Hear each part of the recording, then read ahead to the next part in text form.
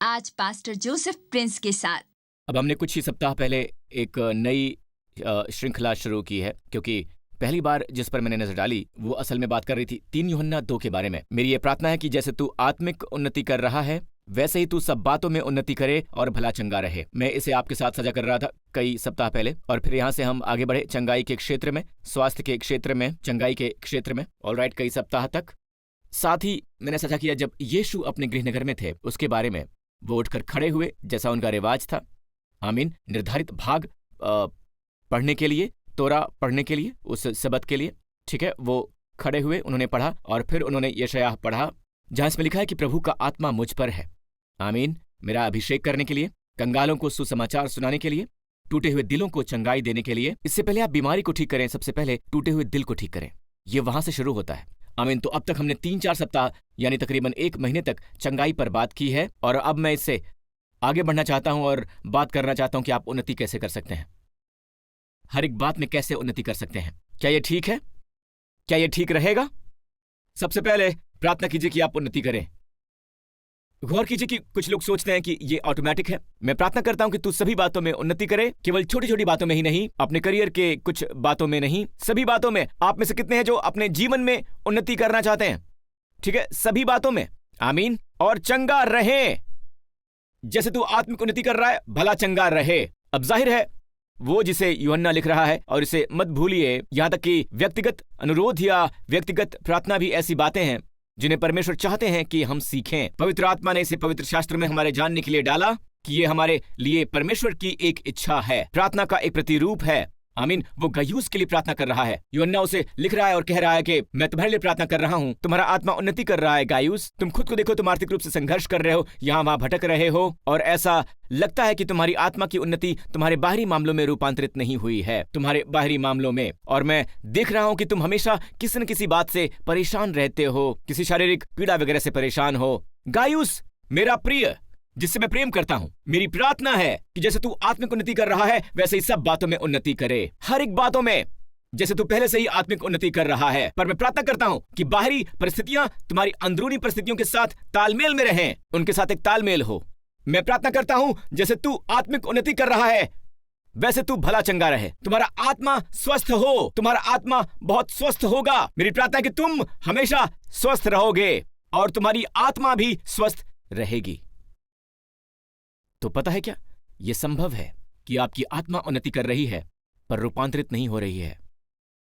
आपकी आत्मा उन्नति कर रही है पर यह रूपांतरित नहीं हो रही है आपकी बाहरी परिस्थितियों में और आपके पारिवारिक जीवन में। और पता है, इसका जवाब है प्रार्थना। प्रार्थना कीजिए कि आपकी अंतर्दृष्टि बाहर की सभी चीजों में उन्नति के प्रकटीकरण के रूप में रूपांतरित हो जाए। प्रार्थना करो कि आपकी आत्मिक उन्नति ऑलराइट रूपांतरित हो आपके शारीरिक स्वास्थ्य में। मुझे अच्छी आमीन मिल सकती है। आज हमारा ध्यान हर तरह की समृद्धि पर है, और आप सीधे तौर पर जानते हैं कि मैं लापरवाह हो जाता हूं, मैं अपने आपे से बाहर हो जाता हूं, और मैं ये जानबूझकर नहीं करता हूं क्योंकि कुछ ऐसा हुआ होगा, नहीं नहीं नहीं, हमारा चर्च अच्छा कर रहा है, या कुछ और जो मैं महीनों पहले की बात करता हूं। असल में इस सीरीज को शुरू करने से पहले मुझे याद आया कि मैं उन्नति पर बात करूंगा, चंगाई पर मैं उन्नति की बात करूंगा, है ना, आमीन। तो हमारी कलीसिया उन्नति कर रही है, इसलिए मैं आप में से उन लोगों को आश्वस्त करना चाहता हूं जो सोचते हैं कि हम आपके पैसे के पीछे हैं। आप अपने पर्स को पकड़ कर रखिए, ऑलराइट, अपने वॉलेट की चेन बंद कर लीजिए। हमें आपके पैसे नहीं चाहिए, ओके। हम उन लोगों से बात कर रहे हैं जो प्रभु से सीखना चाहते हैं, प्रभु के तरीकों को, आमीन। और मैं लापरवाही बरतूंगा, मैं आपसे झूठ बोलूंगा, अगर मैं दशमांश के बारे में नहीं बताऊंगा तो अपना कर्तव्य नहीं निभाऊंगा। हर एक व्यक्ति जो परमेश्वर के राज्य में समृद्ध हुआ है वो दशमांश देने के सिद्धांत को समझता है। तो चलिए शास्त्रांश पर चलते हैं और फिर खुद निर्णय करते हैं। नंबर 1, ये सबके लिए नहीं है, तो बाकी लोग चेन बंद कर लीजिए, ठीक है। मत भूलिए कि ये आपके लिए नहीं है, ठीक है, पर ये कभी कभार होता है। मैं अक्सर दशमांश पर उपदेश नहीं देता, पर अगर मैं आपसे ये कहूं, ठीक है, इसी समय मैं आपको बता रहा हूं कि ये सबके लिए नहीं है, बिल्कुल नहीं, ओके। चलिए सीधे उत्पत्ति 14 के वचन पर चलते हैं, ठीक है। जब शालेम का राजा मल्कीसदेक, जो परमप्रधान ईश्वर का याजक था, रोटी और दाखमधु लेकर आया, जो है प्रभु भोज, और वो परमप्रधान परमेश्वर का याजक था, और उसने इब्राहिम को ये आशीर्वाद दिया कि ईश्वर की ओर से जो आकाश और पृथ्वी का अधिकारी है, तू धन्य है। इब्रानियों की पुस्तक में वो मेल्किसेदेक की तुलना करते हैं, इस मेल्किसेदेक की, इस याजक की, हमारे प्रभु यीशु मसीह के याजक के रूप में, हमारे प्रभु यीशु मसीह के वर्तमान याजक के रूप में। जी हाँ, हमारे प्रभु यीशु मसीह के। और उसने उन्हें आशीष दी। परमेश्वर को भी धन्य कहा कि धन्य है परमप्रधान ईश्वर जिसने तेरे विद्रोहियों को तेरे वश में कर दिया है। तब इब्राहिम ने उसको दशमांश दिया। कितनी चीजों का? सभी चीजों की। और ये थी पूरी कहानी। ये घटना हुई परमेश्वर द्वारा 10 आज्ञा दिए जाने से 400 साल पहले, लेवीय याजकों के अधीन दशमांश देने की आज्ञाओं से पहले, उससे भी पहले। तो लोग कहते हैं कि राइट, इस कहानी को पढ़ना चाहिए कि अनुग्रह के अधीन कोई दशमांश नहीं है। आमीन। और कुछ अन्य बातें हैं जिसे अनुग्रह भी हमें सिखाता है। ये बड़ी मजेदार बात है। लोग अनुग्रह में विश्वास नहीं करते हैं। उदाहरण के लिए, वो जो अनुग्रह के संदेश पर विश्वास नहीं करते हैं, वो आपको बताएंगे कि अब हम व्यवस्था के अधीन नहीं है, इसलिए हमारे पास दशमांश नहीं है। पर ये व्यवस्था के अधीन नहीं है, ये मेल्किसेदेक के अधीन है। क्या आज यीशु हमारे मेल्किसेदेक हैं? हाँ। साथ ही अगर मुझे पता होता है कि इसलिए ये गूढ़ शिक्षा है, ये हर एक के लिए नहीं है, तो आज जो आए हैं मुझे उन्हें बताते हुए दुख हो रहा है। अपने रिश्तेदारों और दोस्तों को बताइए कि अगली सर्विस के लिए आने की जरूरत नहीं है, ये चुनिंदा लोगों के लिए है। मैं आपको बताता हूं ऐसा क्यों है। ठीक है, इन्हें इब्रानियों 5 दिखाइए। इब्रानियों 5। ओके, यीशु को परमेश्वर की ओर से मेल्किसेदेक की रीति पर महायाजक का पद मिला। इस विषय में हमें बहुत सी बातें कहनी हैं, हमें बहुत सारी बातें कहनी हैं जिनका समझना बहुत कठिन है, इसलिए कि तुम ऊंचा सुनने लगे हो। समय के विचार से तो तुम्हें गुरु हो जाना चाहिए था। तो भी क्या यह आवश्यक है कि कोई तुम्हें परमेश्वर के वचनों की आदि शिक्षा फिर से सिखाए और ऐसे हो गए हो कि तुम्हें अन्न के बदले अब तक दूध ही चाहिए? तो मेल्किसेदेक की शिक्षा अन्न है। जी हां, अन्न है। वो आप दशमांश नहीं समझते हैं? कोई बात नहीं है, मैं बच्चों को दंडाज्ञा नहीं देता हूं। क्या आप समझ रहे हैं? ठीक है, आप बच्चों को थप्पड़ नहीं मारते हैं। आमीन। आप बच्चों को चुटकी नहीं काटते हैं इसलिए कि वो आपकी सेरोलिन स्टिक नहीं ले सकते हैं। ओके, तो ये मत भूलेगा कि लॉरेंस के अब एक बच्चा है, तो आप ऐसा नहीं कर सकते हैं। बस धैर्य रखिए, वो बड़े होंगे। आमीन। आप बच्चों के दशमांश के लिए जोर नहीं दे सकते हैं। दशमांश जुड़ा है मेल्किसेदेक की याजकता के साथ। असल में अध्याय 5 के बाद अध्याय 6 बात करता है आधार के बारे में, और फिर अध्याय 7 में वो बात करता है दशमांश के बारे में। ओके, मेल्किसेदेक और दशमांश पर, प्रभु भोज पर नहीं बल्कि दशमांश देने पर। क्या आप सुन रहे हैं? ओके, तो अन्य शब्दों में दशमांश और मेल्किसेदेक याजकता ने मेल्किसेदेक की याजकता को बांध दिया। कहने को तो बहुत सी बातें हैं, पर लोग ऊंचा सुनने लगे हैं। आमीन। इसलिए वो इसे ग्रहण नहीं कर सकते हैं।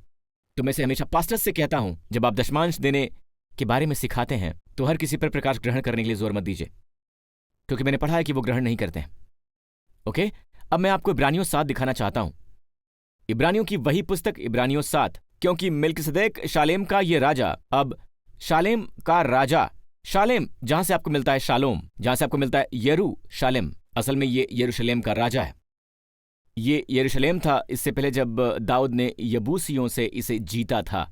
अब शालेम का राजा मेल्किसेदेक, वो संपूर्णता का राजा है।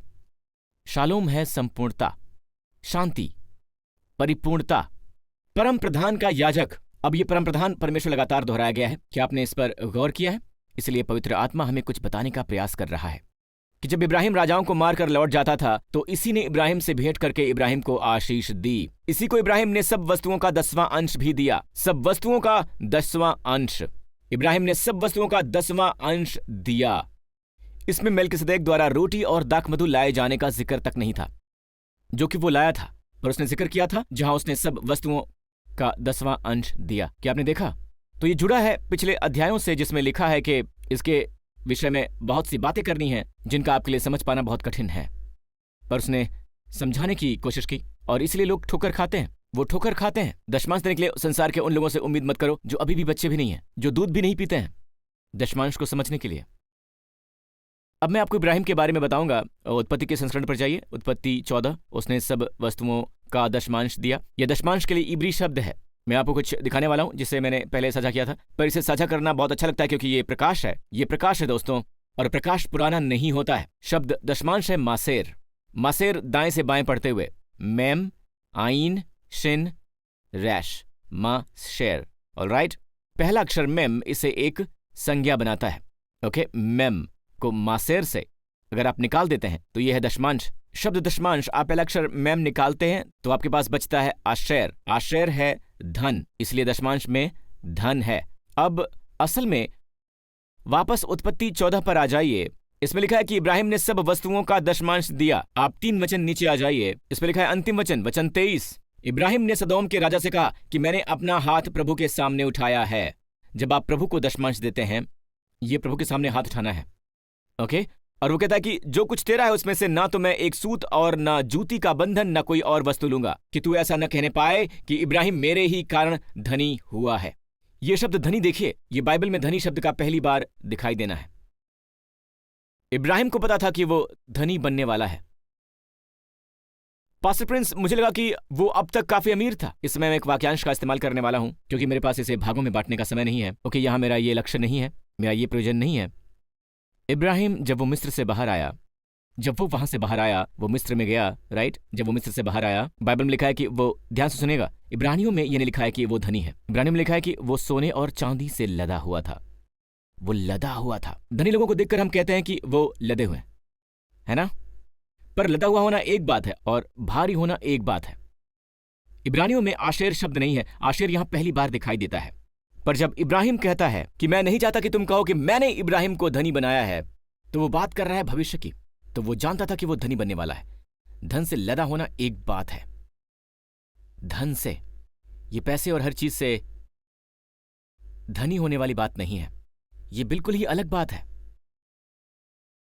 कई लोग हैं जो लदे हुए हैं और इस तरह से वो रहते हैं, लदे हुए, अवसादग्रस्त। उनके बारे में चिंतित हैं कि कैसे उनका रुपया पैसा, उनके प्रतिद्वंदी, उन्हें डर है कि उन्हें हर समय सावधान रहना होगा।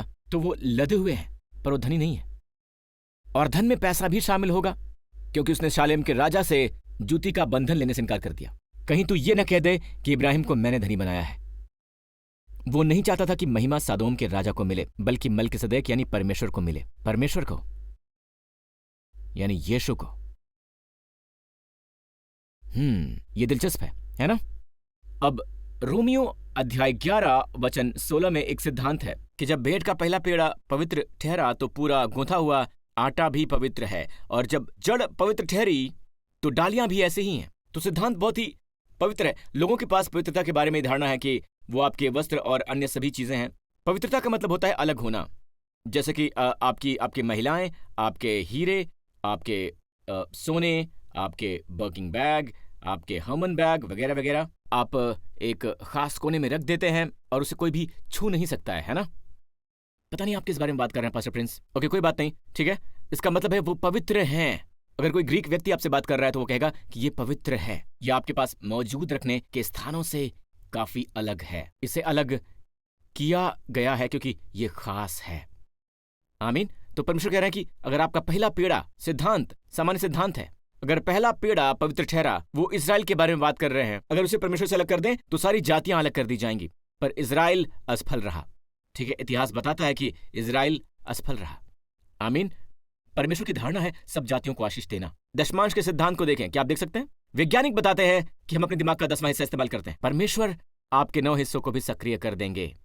क्या आप लोग सुन रहे हैं? वापस इब्रानियों 7 पर चलते हैं, फिर मैं इसे समाप्त करूंगा। ठीक है, इब्रानियों 7 नीचे आ जाइए। अब ध्यान दीजिए कि मल्किसदेक कितना महान था, जिसको कुलपति इब्राहिम ने अच्छे से अच्छे माल की लूट का 10वांश दिया। नंबर 1 कारण ये नहीं कि दशमांश देने से आप अमीर बन जाते हैं। ये इसकी घोषणा है कि यीशु कितने महान हैं। आप उनकी मृत्यु की घोषणा करने के लिए कम्युनियन ग्रहण करते हैं। आप प्रभु की मृत्यु की घोषणा करते हैं। दशमांश घोषणा है कि वो जीवित हैं। आमीन। नीचे आ जाइए वचन 6 पर। समय की कमी की वजह से वचन 6, और इसने जो उनकी वंशावली में किया था, इब्राहिम से दशमांश लिया और उसे प्रतिज्ञाएं मिली थी, उसे आशीष दी। इसमें संदेह नहीं कि छोटा बड़े से आशीष पाता है, इसमें कोई संदेह नहीं है। नीचे आ जाइए। और यहां मरणहार मनुष्य 10वां अंश लेते हैं। उन दिनों जब वो दशमांश देते थे तो वो मंदिर में दशमांश देते थे, यानी स्टोर हाउस में। हमने सिद्धांत देखा है दशमांश कहाँ जाता है। दशमांश कई स्थानों पर नहीं जाता है, बिल्कुल भी नहीं। दशमांश मलाकी के भंडार में जाता है। याकूब कहता है सब कुछ जो तुम देते हो मैं उसका 10वां दूंगा। ये कहाँ हुआ? बैथल में, परमेश्वर के घर। सिद्धांत हमेशा वही है। आमीन। स्थानीय भंडार। आमीन। यहां मरणहार मनुष्य ने दशमांश लिया, पर वहां यीशु लेते हैं, बिल्कुल स्पष्ट। और आप ग्रीक में तर्क करना चाहते हैं, पूरा ग्रीक वर्तमान काल है। यहां मरणहार मनुष्य दशमांश लेते हैं, पर वहां यीशु उनसे लेते हैं, जिसकी गवाही दी जाती है कि वो जीवित हैं। आमीन। याकूब की कहानी याद है, जब यूसुफ ने अपने पिता को मिस्र ले जाने के लिए सब गाड़ियां भेजी, आमीन, तो पुत्र वापस आ गए और वो सब कहते हैं कि यूसुफ मिस्र का अधिकारी है, उस देश पर राज करता है, वो उस पर प्रभुता करता है, वो खास आदमी है। आपका बेटा याकूब मिस्र देश पर प्रभुता वही करता है। और बाइबल में लिखा है कि याकूब ने उसकी प्रतीति न की। जल्दी कहानी को पढ़ते हैं। और याकूब अपने आपे में न रहा, याकूब ने उनकी प्रतीति न की और वो अपने आपे में न रहा क्योंकि उसने प्रतीति नहीं की। नीचे आ जाइए। उन्होंने पिता याकूब से यूसुफ की सारी बातें बताई जो उसने उनसे कही थी। तब उसने उन गाड़ियों को देखा जो यूसुफ ने उसके ले आने के लिए भेजी थी। तब याकूब का चित्र यानी उसके पिता का चित्र स्थिर हो गया। ये चित्त स्थिर होने की बात करता है। ये तब हुआ जब उसने देखी आशीषें। और इज़राइल ने कहा, गौर कीजिए, नाम बदल गया। वचन 26, कई दिनों तक याकूब अपने आपे में न रहा। राइट, याकूब अपने आपे में न रहा क्योंकि उसने उनकी प्रतीति न की। नीचे आइए। और इज़राइल ने कहा, जिस पर आप विश्वास करते हैं। पर वही व्यक्ति इज़राइल याकूब है, याकूब इज़राइल है, पर जिस पर उसने विश्वास किया, परमेश्वर ने पवित्र आत्मा का इस्तेमाल किया, उस नाम का जो परमेश्वर ने उसे दिया था। इज़राइल ने कहा, बस हो गया, मेरा पुत्र यूसुफ अब तक जीवित है। हालेलुया। और वापस इब्रानियों पर जाइए। इसमें लिखा है कि जिसके विषय में गवाही दी गई है वो जीवित है। तो प्रभु भोज है प्रभु के मृत्यु की घोषणा करना। ओके, पर दशमांश जो आप देते हैं ये गवाही है कि वो जीवित है। आप किसी मृत व्यक्ति को दशमांश नहीं देते हैं। क्या आप सुन रहे हैं? अब मैं इस प्रतिज्ञा के साथ समाप्त करना चाहूंगा। मैं समाप्त कर रहा हूं, मुझे ये कहना चाहिए, ठीक है, क्योंकि मैं यहां कुछ बातें कहने जा रहा हूं। क्योंकि जिस समय मेल्किसदेक ने उसके पिता से भेंट की, उस समय वो अपने पिता की देह में था, वो अपने पिता की देह में था। और यहां तक कि लेवीय जिसने दशमांश ग्रहण किया, उसने दशमांश दिया। लेवीय कौन है? लेवीय परपोता है इब्राहिम, इसहाक, याकूब, लेवीय। लेवीय ने इब्राहिम के जरिए दशमांश दिया। यह क्या है? जिस समय मेल्किसदेक ने उसके पिता से भेंट की, उस समय वो अपने पिता की देह में था। यानी परमेश्वर के मन में जब आप दशमांश देते हैं तो आप अपनी पीढ़ियों को आशीष देते हैं। लेवीय अस्तित्व में नहीं था, पर जब इब्राहिम यीशु को मिला और उसने दशमांश दिया, तब लेवीय इब्राहिम में था। वो उतना भला था जितना याकूब का दशमांश, उतना भला था जितना लेवीय का दशमांश। और इसलिए यहूदी लोग आज अल्पसंख्यक जाति होते हुए भी सबसे समृद्ध लोगों में से एक हैं। उनमें से कुछ दशमांश नहीं देते हैं, पर उनके परदादा देते थे। परदादा दशमांश देते थे और वो आशीषित हैं उसकी वजह से। ठीक है, यहेजकेल 44, यही मैं समाप्त करूंगा। यहेजकेल 44, सब प्रकार की सबसे पहली उपज और सब प्रकार की उठाई हुई वस्तु। ओके, समय की कमी की वजह से अंतिम लाइन की ओर देखिए। ठीक है, तुम याजकों को दिया करना जो याजकों को मिला करे। तुम नए अन्न का पहला गूंथा हुआ आटा भी याजक को दिया करना, जिससे तुम लोगों के घर में आशीष हो। तो आज याजक कौन है? यीशु। अब कोई पास्टर है जो आपसे कहता है कि वो याजक है और आपको उन्हें दशमांश देना है? नहीं। पास्टर्स के प्रति पूरे सम्मान के साथ, ठीक है, ऑलराइट, हम एक याजकीय सेवकाई हैं, हम याजक हैं, पर वो नहीं है जिसे आपको दशमांश देना चाहिए। अच्छी आमीन मिल सकती है। सबसे पहली उपज जिससे तुम लोगों के घर में आशीष हो। अब शायद आप बहस करें, खैर पास्टर प्रिंस, ये तो पुराने नियम का हवाला दे रहे हैं। मुझे खुशी है कि आपने जिक्र किया, क्योंकि मैं इसे समाप्त करूंगा। यह अध्याय कौन सा है? कौन सा अध्याय है? 44 है ना? यहेजकेल मुख्य रूप से भविष्य की भविष्यवाणी के बारे में है। यहेजकेल बेबीलोन की बंधुआई के समय में रहता था, ठीक है, पुराने नियम में, पर उसने भविष्य देख लिया था, हमारे समय को पहले से ही देख लिया था। क्यों? ये कौन सा अध्याय है? 44। इस अध्याय के बिल्कुल पहले अंश पर जाइए। परमेश्वर मुझे पवित्र स्थान के उस बाहरी फाटक के पास लौटा ले गया जो पूर्वमुखी है, यानी पूर्वी फाटक, पर वो बंद था। तब यहोवा ने मुझसे कहा, ये फाटक बंद ही रहे और खोला न जाए, और कोई इससे होकर भीतर न आने पाए, क्योंकि इज़राइल का परमेश्वर यहोवा इससे होकर भीतर आया है, इस कारण ये बंद रहे। ये घोषणा है। जब यीशु गधे पर सवार होकर पाम संडे के दिन इज़राइल में गए, तो पूर्वी फाटक से होकर भीतर गए, और परमेश्वर उन्हें कहते हैं, प्रभु परमेश्वर इससे होकर भीतर गए। इज़राइल के प्रभु इससे होकर भीतर आए, और इस वजह से तब से तकरीबन उसके 500 साल बाद ये बंद था। आज तक भी ये बंद है। इसे बिज़ांटिन सम्राट ने बंद करवा दिया था, और आगे चलकर 1500 साल बाद ये महान सुलेमान द्वारा बंद कर दिया गया। ये पूर्वी फाटक की एक तस्वीर है। आज तक ये बंद है, ये बंद है।